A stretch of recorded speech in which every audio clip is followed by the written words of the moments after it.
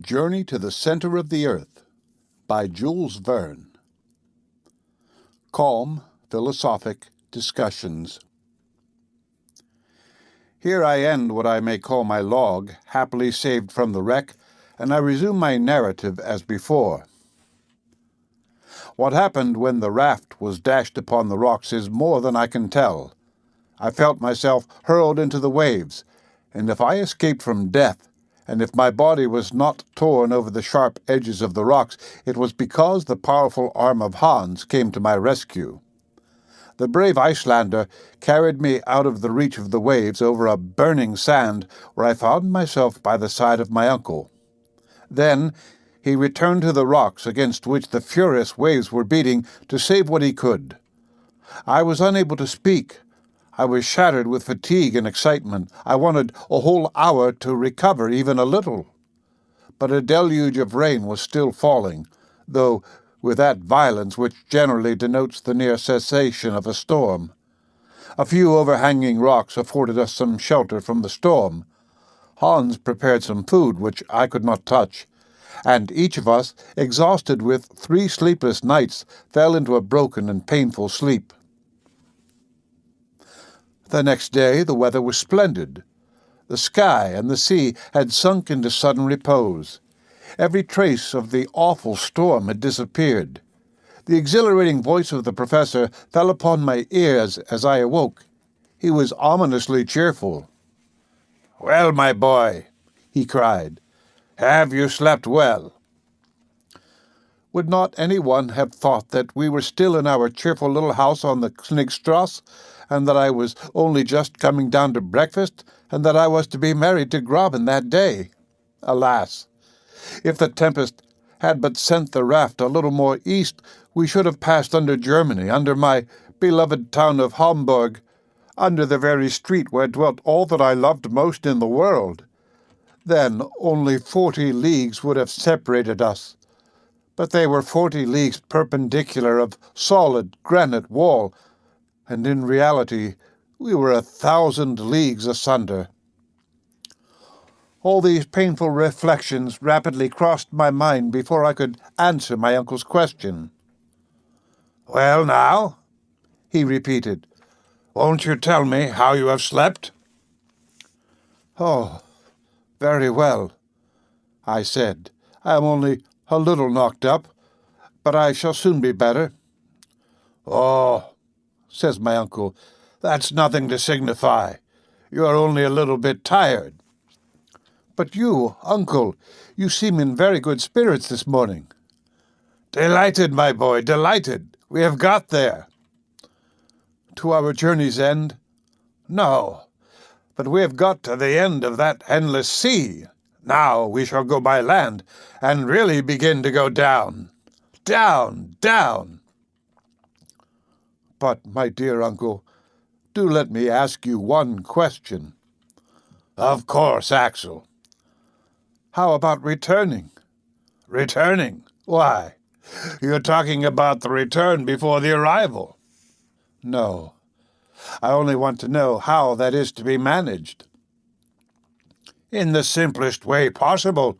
When we have reached the center of the globe, either we shall find some new way to get back, or we shall come back like decent folks the way we came.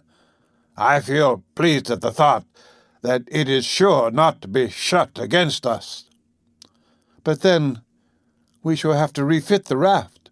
"Of course." "Then, as to provisions, have we enough to last?" "Yes, to be sure we have. Hans is a clever fellow, and I am sure he must have saved a large part of our cargo. But still, let us go and make sure." We left this grotto, which lay open to every wind. At the same time, I cherished a trembling hope, which was a fear as well. It seemed to me impossible that the terrible wreck of the raft should not have destroyed everything on board. On my arrival on the shore, I found Hans surrounded by an assemblage of articles, all arranged in good order. My uncle shook hands with him with a lively gratitude. This man, with almost superhuman devotion, had been at work all the while that we were asleep, and had saved the most precious of the articles at the risk of his life. Not that we had suffered no losses, for instance, our firearms, but we might do without them.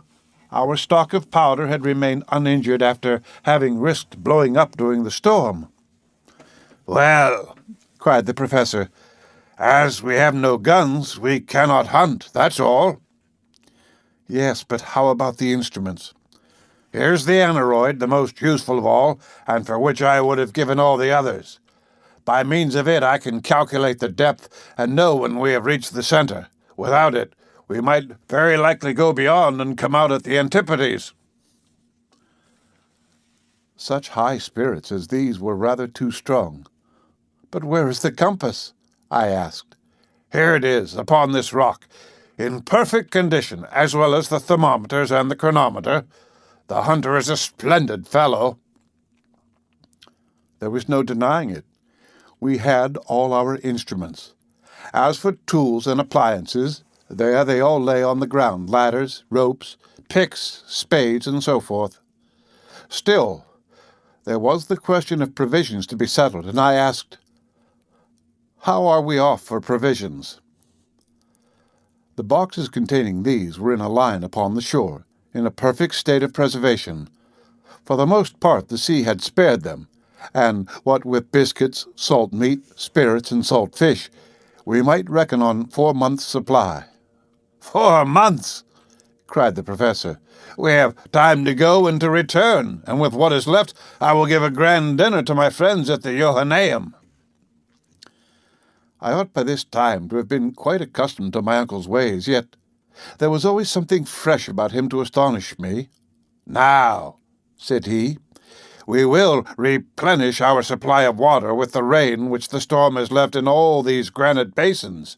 Therefore we shall have no reason to fear anything from thirst. As for the raft, I will recommend Hans to do his best to repair it, although I don't expect it will be of any further use to us." "How so?" I cried. "An idea of my own, lad. I don't think we shall come out by the way that we went in." I stared at the professor with a good deal of mistrust. I asked, was he not touched in the brain?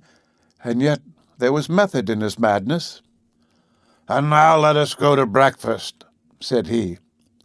I followed him to a headland after he had given his instructions to the hunter. There, preserved meat, biscuit, and tea made us an excellent meal, one of the best I ever remember. Hunger, the fresh air, the calm, quiet weather, after the commotions we had gone through, all contributed to give me a good appetite. While breakfasting, I took the opportunity to put to my uncle the question where we were now. "That seems to me," I said, "rather difficult to make out." "Yes, it is difficult," he said, "to calculate exactly, perhaps even impossible, since during these 3 stormy days I have been unable to keep any account of the rate or direction of the raft. But still, we may get an approximation." "The last observation," I remarked, "was made on the island when the geyser was—" "You mean Axel Island? Don't decline the honor of having given your name to the first island ever discovered in the central parts of the globe." "Well," said I, "let it be Axel Island." Then we had cleared 270 leagues of sea, and we were 600 leagues from Iceland. "Very well," answered my uncle. "Let us start from that point and count 4 days' storm, during which our rate cannot have been less than 80 leagues in the 24 hours. "That is right, and this would make 300 leagues more." "Yes, and the Liedenbrock Sea would be 600 leagues from shore to shore. Surely, Axel, it may vie in size with the Mediterranean itself." "Especially," I replied, "if it happens that we have only crossed it in its narrowest part. And it is a curious circumstance," I added, "that if my computations are right, and we are 900 leagues from Reykjavik, we have now the Mediterranean above our head." "That is a good long way, my friend. Whether we are under Turkey or the Atlantic depends very much upon the question in what direction we have been moving. Perhaps we have deviated." "No, I think not. Our course has been the same all along, and I believe this shore is southeast of Port Graben." "Well," replied my uncle, "we may easily ascertain this by consulting the compass. Let us go and see what it says." The professor moved towards the rock upon which Hans had laid down the instruments. He was gay and full of spirits. He rubbed his hands. He studied his attitudes. I followed him, curious to know if I was right in my estimate. As soon as we had arrived at the rock, my uncle took the compass, laid it horizontally, and questioned the needle, which after a few oscillations presently assumed a fixed position. My uncle looked and looked and looked again. He rubbed his eyes and then turned to me, thunderstruck with some unexpected discovery. "What is the matter?" I asked. He motioned me to look. An exclamation of astonishment burst from me. The north pole of the needle was turned to what we supposed to be the south. It pointed to the shore instead of to the open sea. I shook the box, examined it again. It was in perfect condition. In whatever position I placed the box, the needle pertinaciously returned to this unexpected quarter. Therefore, there seemed no reason to doubt that during the storm there had been a sudden change of wind unperceived by us, which had brought our raft back to the shore which we thought we had left so long a distance behind us.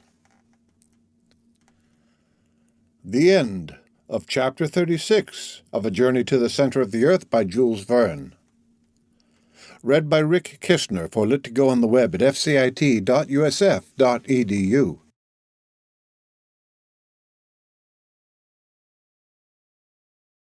Journey to the Center of the Earth by Jules Verne. Chapter 37. The Liedenbrock Museum of Geology. How shall I describe the strange series of passions which in succession shook the breast of Professor Liedenbrock? First, stupefaction, then incredulity, lastly, a downright burst of rage. Never had I seen the man so put out of countenance and so disturbed. The fatigues of our passage across the dangers met had all to be begun over again. We had gone backwards instead of forwards. But my uncle rapidly recovered himself. "Ha! Ha! Will fate play tricks upon me? Will the elements lay plots against me? Shall fire, air, and water make a combined attack against me? Well, they shall know what a determined man can do. I will not yield, I will not stir a single foot backwards, and it will be seen whether man or nature is to have the upper hand." Erect upon the rock, angry and threatening, Otto Liedenbrock was a rather grotesque, fierce parody upon the fierce Achilles defying the lightning. But I thought it my duty to interpose and attempt to lay some restraint upon this unmeasured fanaticism. "Just listen to me," I said firmly. "Ambition must have a limit somewhere. We cannot perform impossibilities. We are not at all fit for another sea voyage. Who would dream of undertaking a voyage of 500 leagues upon a heap of rotten planks, with a basket and rags for a sail, a stick for a mast, and fierce winds in our teeth? We cannot steer. We shall be buffeted by the tempests, and we should be fools and madmen to attempt to cross a second time." I was able to develop this series of unanswerable reasons for 10 minutes without interruption. Not that the professor was paying any respectful attention to his nephew's arguments, but because he was deaf to all my eloquence. "To the raft!" he shouted. Such was his only reply. It was no use for me to entreat, supplicate, get angry, or do anything else in the way of opposition. It would only have been opposing a will harder than the granite rock. Hans was finishing the repairs of the raft. One would have thought that this strange being was guessing at my uncle's intentions. With a few more pieces of Subterbrand, he had refitted our vessel. A sail already hung from the new mast, and the wind was playing in its waving folds. The professor said a few words to the guide, and immediately he put everything on board and arranged every necessary for our departure. The air was clear, and the northwest wind blew steadily. What could I do? Could I stand against the two? It was impossible. If Hans had but taken my side, but no, it was not to be. The Icelander seemed to have renounced all will of his own and made a vow to forget and deny himself. I could get nothing out of a servant so feudalized, as it were, to his master. My only course was to proceed. I was therefore going with as much resignation as I could find to resume my accustomed place on the raft, when my uncle laid his hand upon my shoulder. "We shall not sail until tomorrow," he said. I made a movement intended to express resignation. "I must neglect nothing," he said, "and since my fate has driven me on this part of the coast, I will not leave it until I have examined it." To understand what followed, it must be borne in mind that, through circumstances hereafter to be explained, we were not really where the professor supposed we were. In fact, we were not upon the north shore of the sea. "Now let us start upon fresh discoveries," I said. And leaving Hans to his work, we started off together. The space between the water and the foot of the cliffs was considerable. It took half an hour to bring us to the wall of rock. We trampled under our feet numberless shells of all the forms and sizes which existed in the earliest ages of the world. I also saw immense carapaces more than 15 feet in diameter. They had been the coverings of those gigantic glyptodons or armadillos of the Pliocene period, of which the modern tortoise is but a miniature representative. The soil was, besides this, scattered with stony fragments, boulders rounded by water action and ridged up in successive lines. I was therefore led to the conclusion that at one time the sea must have covered the ground on which we were treading. On the loose and scattered rocks, now out of reach of the highest tides, the waves had left manifest traces of their power to wear their way in the hardest stone. This might, up to a certain point, explain the existence of an ocean 40 leagues beneath the surface of the globe.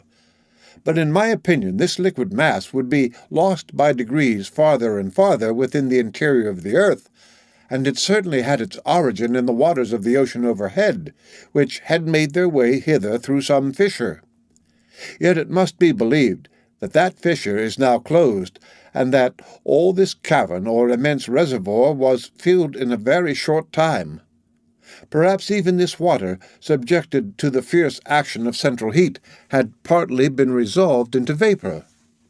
This would explain the existence of those clouds suspended over our heads, and the development of that electricity which raised such tempests within the bowels of the earth.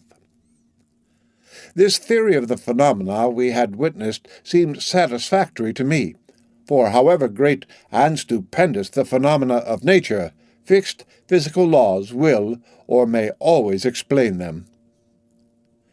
We were therefore walking upon sedimentary soil, the deposits of the waters of former ages. The professor was carefully examining every little fissure in the rocks. Whenever he saw a hole, he always wanted to know the depth of it. To him this was important. We had traversed the shores of the Liedenbrock Sea for a mile when we observed a sudden change in the appearance of the soil. It seemed upset, contorted, and convulsed by a violent upheaval of the lower strata. In many places depressions or elevations gave witness to some tremendous power affecting the dislocation of strata. We moved with difficulty across these granite fissures and chasms mingled with silex, crystals of quartz, and alluvial deposits, when a field, nay, more than a field, a vast plain of bleached bones lay spread before us. It seemed like an immense cemetery where the remains of 20 ages mingled their dust together. Huge mounds of bony fragments rose stage after stage in the distance. They undulated away to the limits of the horizon and melted in the distance in a faint haze. There, within 3 square miles, were accumulated the materials for a complete history of the animal life of ages, a history scarcely outlined in the 2 recent strata of the inhabited world. But an impatient curiosity impelled our steps. Crackling and rattling, our feet were trampling on the remains of prehistoric animals and interesting fossils, the possession of which is a matter of rivalry and contention between the museums of great cities. 1,000 Cuviers could never have reconstructed the organic remains deposited in this magnificent and unparalleled collection. I stood amazed. My uncle had uplifted his long arms to the vault, which was our sky. His mouth gaping wide, his eyes flashing behind his shining spectacles, his head balancing with an up-and-down motion, his whole attitude denoted unlimited astonishment. Here he stood, facing an immense collection of scattered Leptotheria, Mericotheria, Lophiodia, Anoplotheria, Megatheria, Mastodons, Protopithecae, pterodactyls, and all sorts of extinct monsters, here assembled together for his special satisfaction. Fancy an enthusiastic bibliomaniac suddenly brought into the midst of the famous Alexandrian library burnt by Omar and restored by a miracle from its ashes. Just such a crazed enthusiast was my uncle Professor Liedenbrock. But more was to come when, with a rush through clouds of bone dust, he laid his hand upon a bare skull and cried with a voice trembling with excitement, "Axel! Axel! A human head!" "A human skull?" I cried, no less astonished. "Yes, nephew." "Ah! Oh, Monsieur Milne Edwards! Ah, Monsieur de Quatrefages! How I wish you were standing here at the side of Otto Liedenbrock." The end of Chapter 37 of Journey to the Center of the Earth by Jules Verne.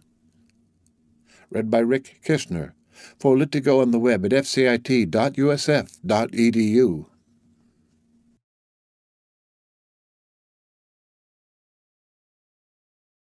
Journey to the Center of the Earth by Jules Verne. Chapter 38. The Professor in his Chair Again. To understand this apostrophe of my uncle's, made to absent French savants, it will be necessary to allude to an event of high importance in a paleontological point of view, which had occurred a little while before our departure.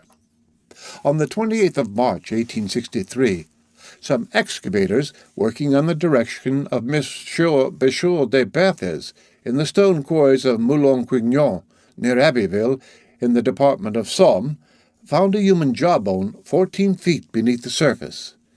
It was the first fossil of this nature that had ever been brought to light. Not far distant were found stone hatchets and flint arrowheads stained and encased by lapse of time with a uniform coat of rust.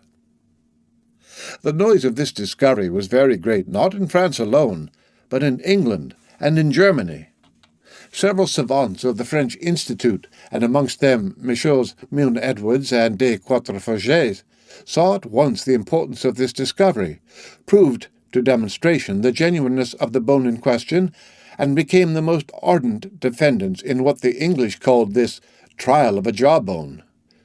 To the geologists of the United Kingdom, who believed in the certainty of the fact, Messrs. Falconer, Bosc, Carpenter, and others, scientific Germans were soon joined, and amongst them the forwardest, the most fiery, and the most enthusiastic was my Uncle Liedenbrock.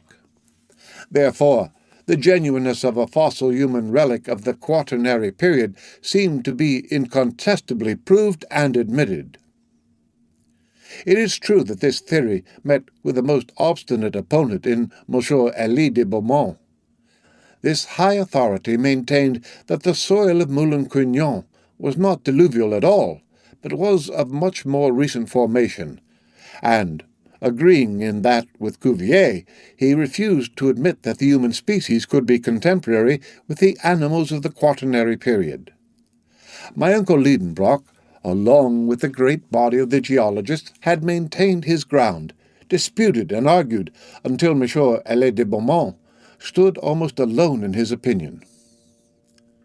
We knew all these details, but we were not aware that since our departure the question had advanced to farther stages. Other similar maxillaries, though belonging to individuals of various types in different nations, were found in the loose grey soil of certain grottos in France, Switzerland, and Belgium, as well as weapons, tools, earthen utensils, bones of children and adults. The existence, therefore, of man in the Quaternary period seemed to become daily more certain. Nor was this all. Fresh discoveries of remains in the Pliocene formation had emboldened other geologists to refer back the human species to a higher antiquity still. It is true that these remains were not human bones, but objects bearing the traces of his handiwork, such as fossil leg bones of animals sculptured and carved evidently by the hand of man. Thus, at one bound, the record of the existence of man receded far back into the history of the ages past. He was a predecessor of the mastodon. He was a contemporary of the southern elephant. He lived 100,000 years ago when, according to geologists, the Pliocene formation was in progress. Such then was the state of paleontological science, and what we knew of it was sufficient to explain our behavior in the presence of this stupendous Golgotha. Anyone may now understand the frenzied excitement of my uncle when, 20 yards farther on, he found himself face to face with a primitive man. It was a perfectly recognizable human body. Had some particular soil, like that of the Cemetery Saint-Michel at Bordeaux, preserved it thus for so many ages? It might be so. But this dried corpse, with its parchment-like skin drawn tightly over the bony frame, the limbs still preserving their shape, sound teeth, abundant hair, and finger and toenails of frightful length, this desiccated mummy startled us by appearing just as it had lived countless years ago. I stood mute before this apparition of remote antiquity. My uncle, usually so garrulous, was struck dumb likewise. We raised the body. We stood it up against a rock. It seemed to stare at us out of its empty orbits. We sounded with our knuckles his hollow frame. After some moments' silence, the professor was himself again. Otto Liedenbrock, yielding to his nature, forgot all the circumstances of our eventful journey, forgot where we were standing, forgot the vaulted cavern which contained us. No doubt he was in mind back again in his Johanneum, holding forth to his pupils, for he assumed his learned air, and addressing himself to an imaginary audience, he proceeded thus. "Gentlemen, I have the honor to introduce to you a man of the Quaternary or post-tertiary system. Eminent geologists have denied his existence. Others, no less eminent, have affirmed it. The St. Thomases of paleontology, if they were here, might now touch him with their fingers and would be obliged to acknowledge their error. I am quite aware that science has to be on its guard with discoveries of this kind. I know what capital enterprising individuals like Barnum have made out of fossil men.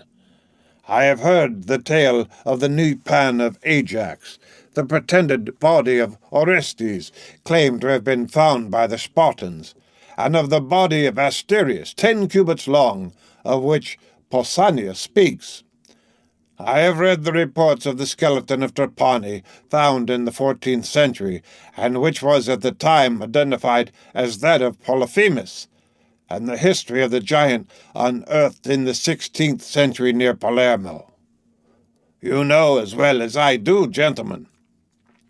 The analysis made at Lucerne in 1577 of those huge bones which the celebrated Dr. Felix Plater affirmed to be those of a giant 19 feet high.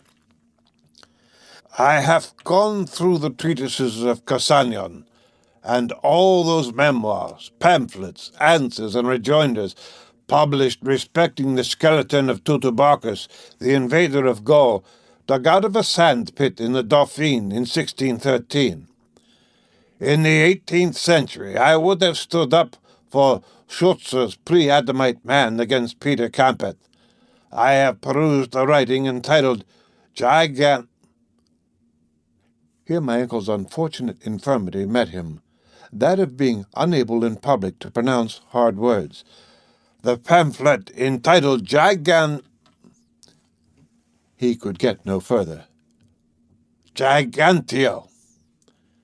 It was not to be done. The unlucky word would not come out.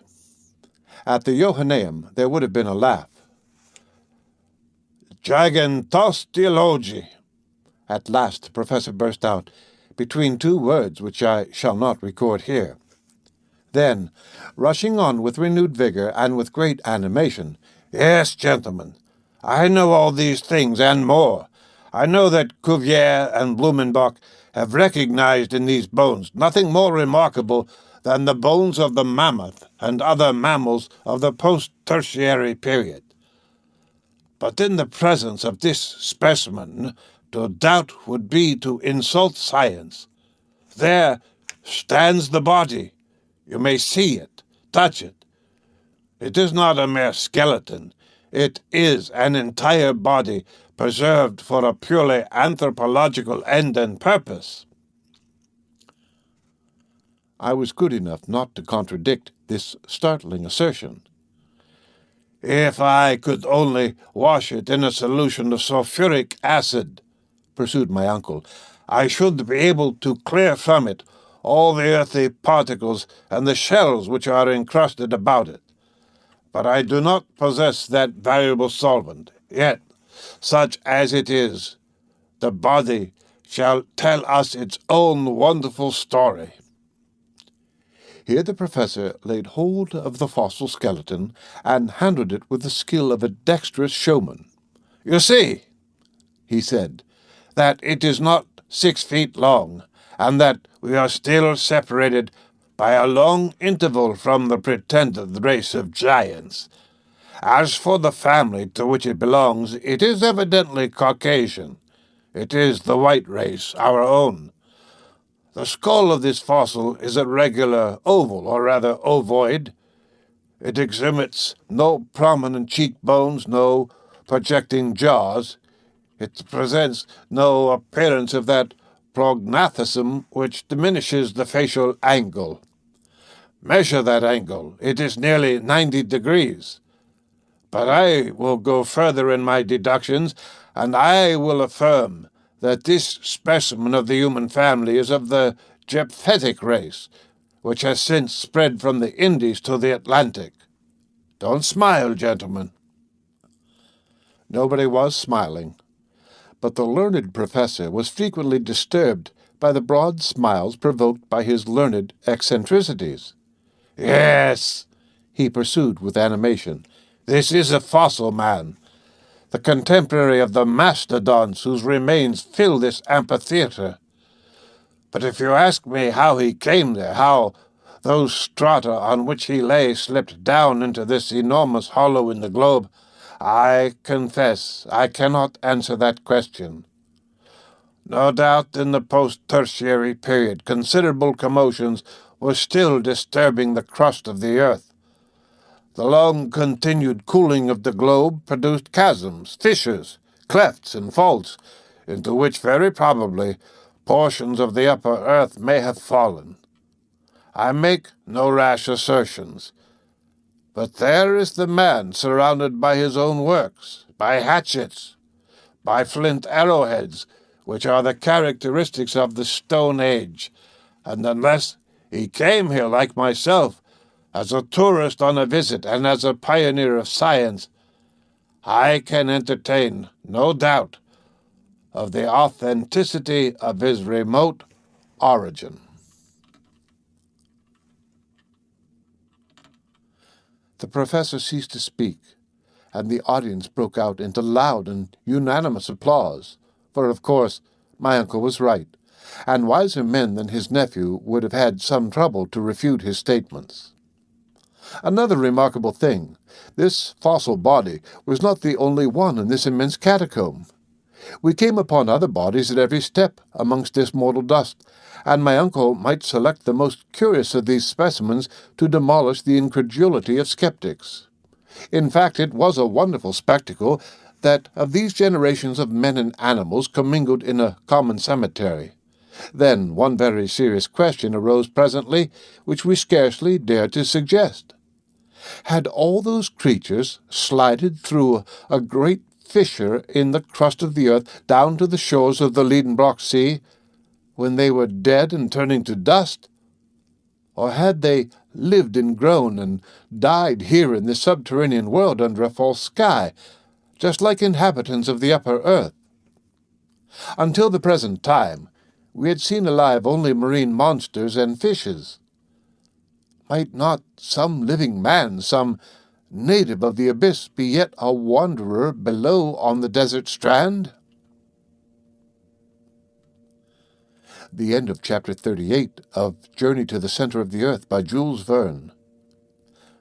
Read by Rick Kishner for Lit2Go on the web at fcit.usf.edu.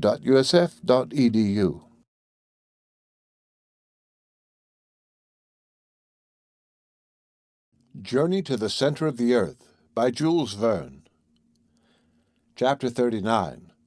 Forest Scenery Illuminated by Electricity. For another half-hour we trod upon a pavement of bones. We pushed on, impelled by our burning curiosity. What other marvels did this cavern contain? What new treasures lay here for science to unfold? I was prepared for any surprise. My imagination was ready for any astonishment, however astounding.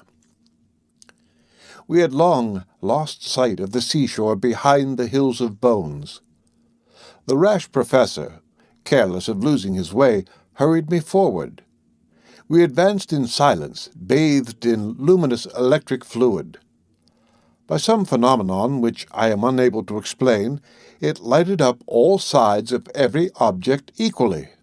Such was its diffusiveness, there being no central point from which the light emanated, that shadows no longer existed. You might have thought yourself under the rays of a vertical sun in a tropical region at noonday and the height of summer. No vapor was visible. The rocks, the distant mountains, a few isolated clumps of forest trees in the distance, presented a weird and wonderful aspect under these totally new conditions of a universal diffusion of light.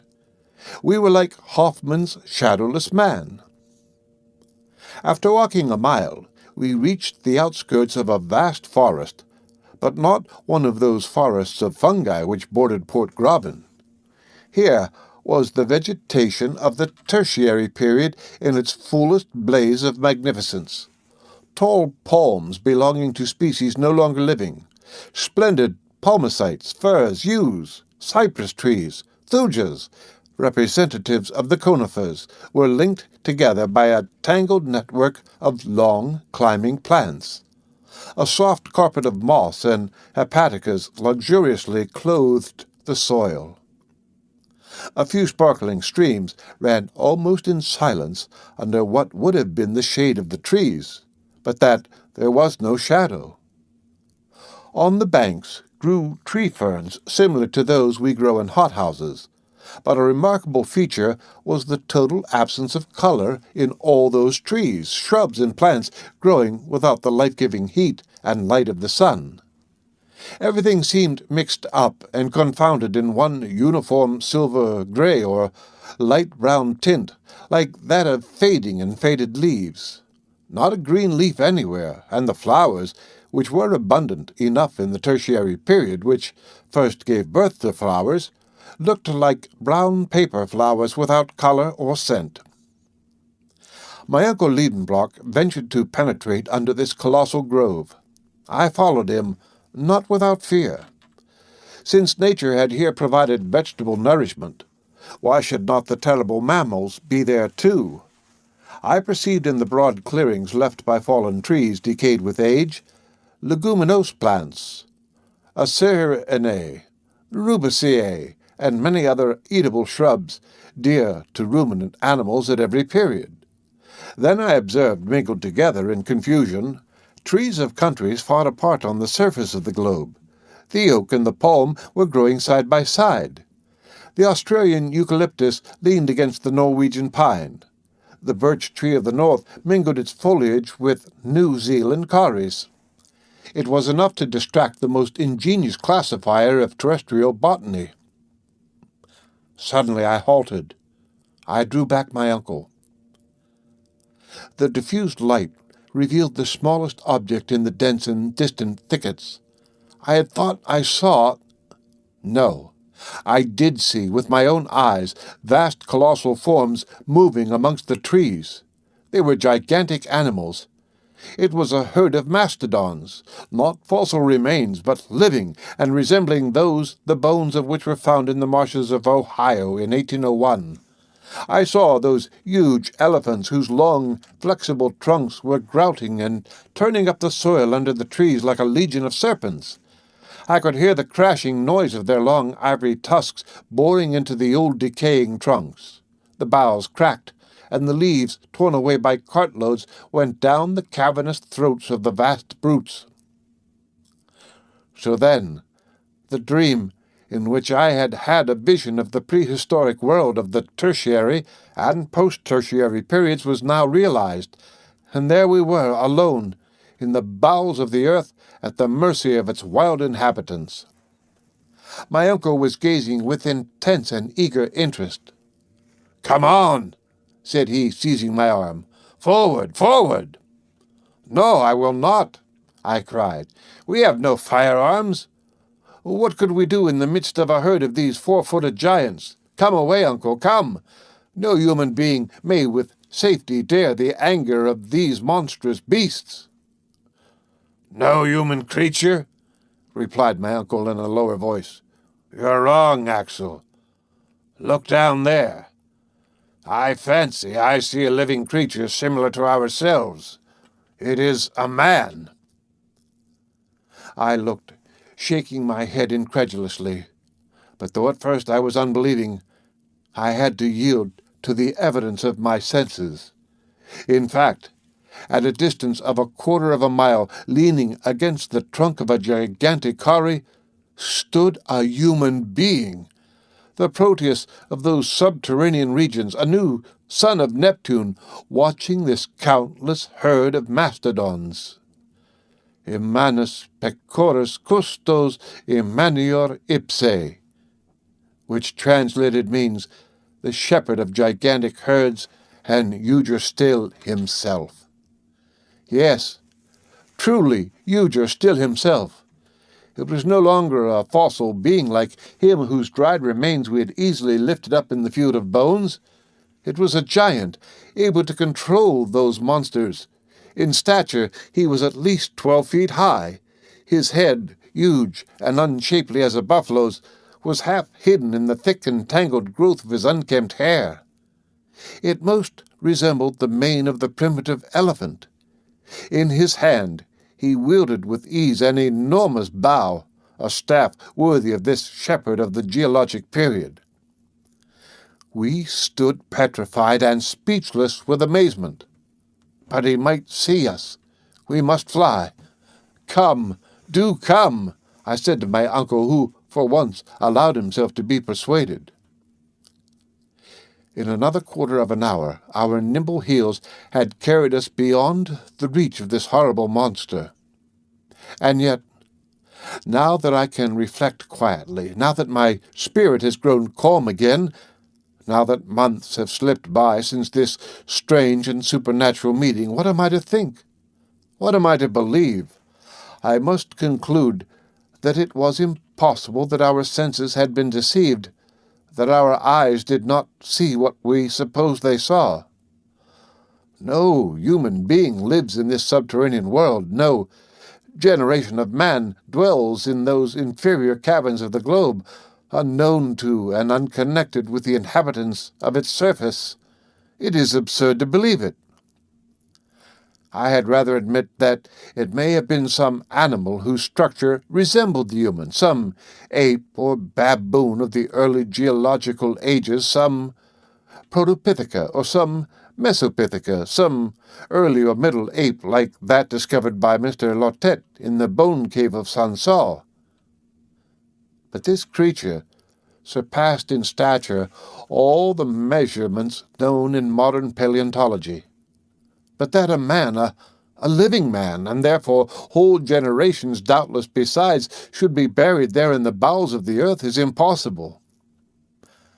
However, we had left behind us the luminous forest, dumb with astonishment, overwhelmed, and struck down with a terror which amounted to stupefaction.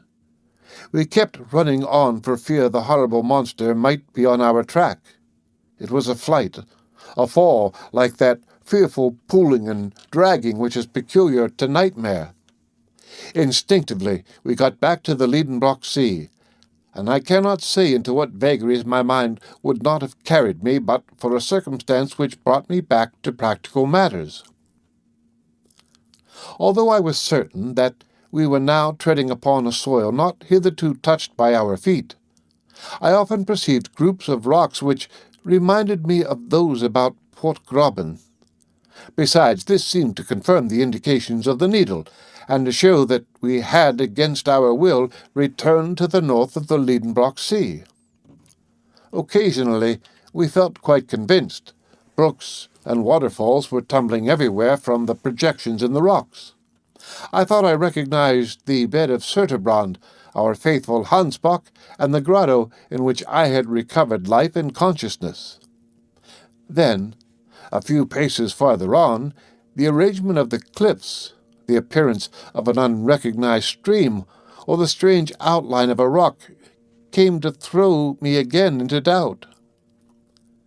I communicated my doubts to my uncle. Like myself, he hesitated.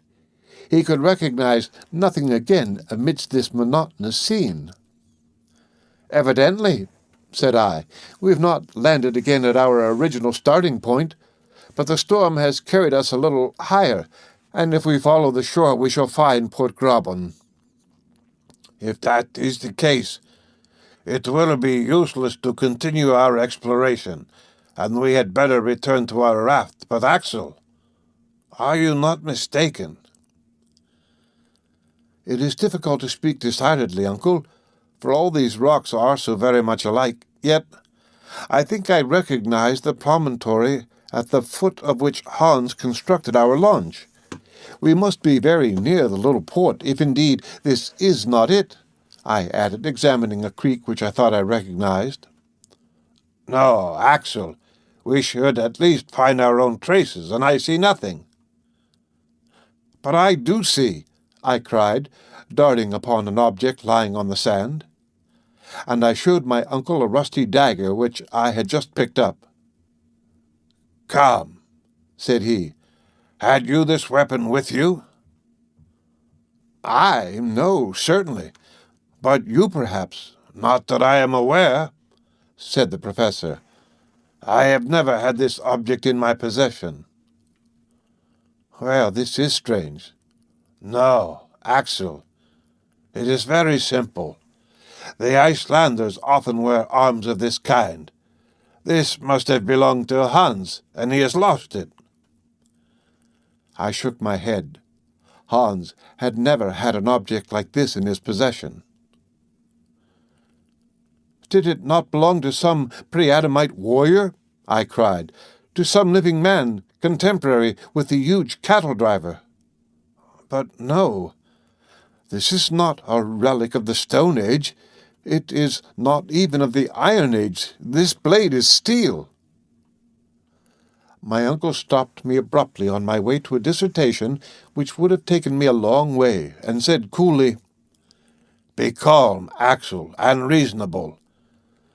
This dagger belongs to the 16th century. It is a poniard, such as gentlemen carried in their belts to give the coup de grace. Its origin is Spanish.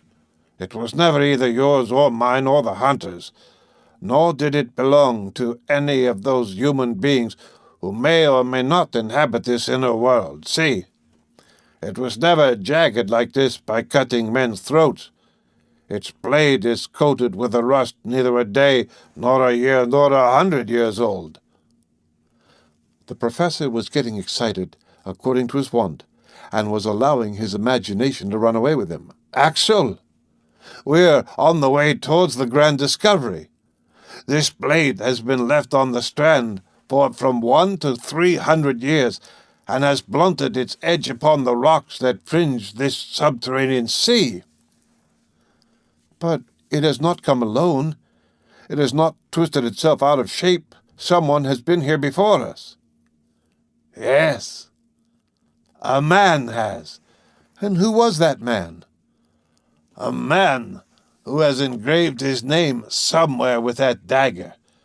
That man wanted once more to mark the way to the center of the earth. Let us look about. Look about." And, wonderfully interested, we peered all along the high wall, peeping into every fissure which might open out into a gallery. And so we arrived at a place where the shore was much narrowed. Here the sea came to lap the foot of the steep cliff, leaving a passage no wider than a couple of yards. Between two boldly projecting rocks appeared the mouth of a dark tunnel. There, upon a granite slab, appeared 2 mysterious graven letters, half eaten away by time. They were the initials of the bold and daring traveller. "A.S.!" shouted my uncle. "On Saknussem! On Saknussem everywhere!" The end of Chapter 39 of A Journey to the Center of the Earth by Jules Verne. Read by Rick Kishner for Litigo on the web at fcit.usf.edu.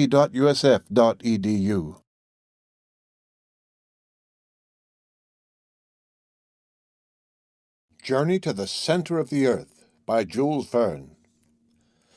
Chapter 40. Preparations for blasting a passage to the center of the earth. Since the start upon this marvelous pilgrimage, I had been through so many astonishments that I might well be excused for thinking myself well hardened against any further surprise. Yet at the sight of these 2 letters, engraved on this spot 300 years ago, I stood aghast in dumb amazement. Not only were the initials of the learned alchemist visible upon the living rock, but there lay the iron point with which the letters had been engraved. I could no longer doubt of the existence of that wonderful traveller and of the fact of his unparalleled journey without the most glaring incredulity. Whilst these reflections were occupying me, Professor Liedenbrock had launched into a somewhat rhapsodical eulogium, of which On Saknussem was of course the hero. "Thou marvelous genius!" he cried.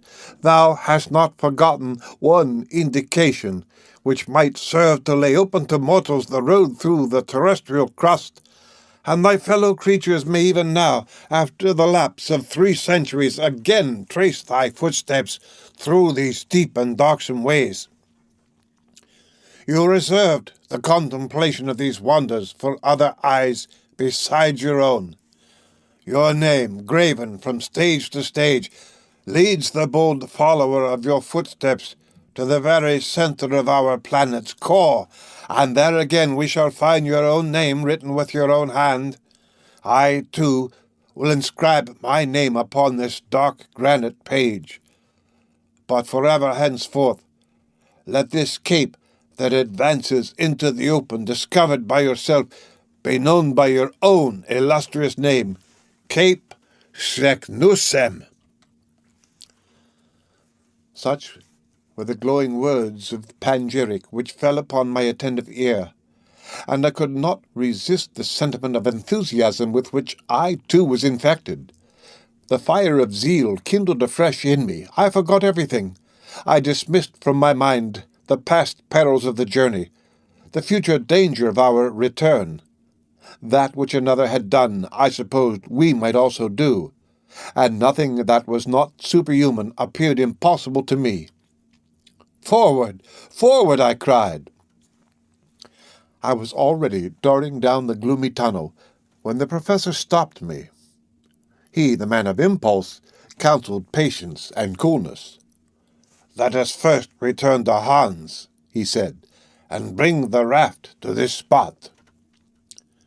I obeyed, not without dissatisfaction, and passed out rapidly among the rocks on the shore. I said, "Uncle, do you know, it seems to me that circumstances have wonderfully befriended us hitherto."